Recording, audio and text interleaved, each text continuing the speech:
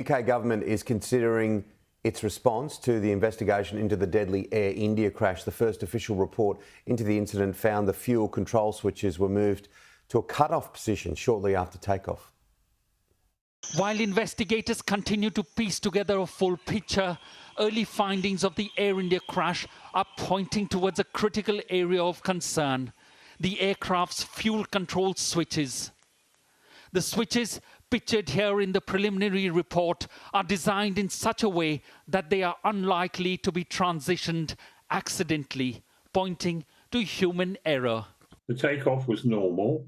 The aircraft rotated at the correct speed and left the ground.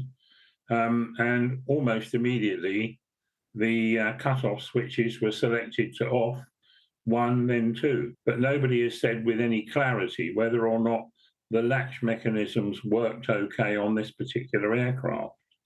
We can only assume that they were in normal working order, in which case you have to make a deliberate action to lift them up and move them. According to the report by India's Aircraft Accident Investigation Bureau, Engine 1 and Engine 2 fuel cut-off switches transitioned from run to cut-off position, one after the other with a time gap of 1 second. It goes on to say in the cockpit voice recording, one of the pilots is heard asking the other, "Why did he cut off?" The other pilot responded that he did not do so. Moments later, a mayday call from the cockpit before the aircraft crashed. But aviation safety expert Captain Amit Singh is not entirely convinced. That is kind of directing towards human factors and moving away from technical failures.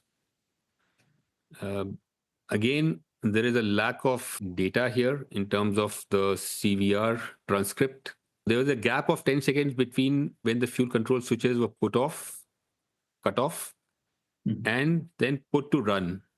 So what was happening in those 10 seconds?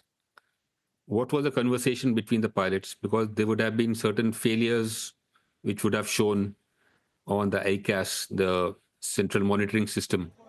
The report mentions the aircraft maintenance checks were on schedule and there are no signs of fuel contamination or bird strike, and that both pilots had adequate rest and breathalyser tests were done in the morning.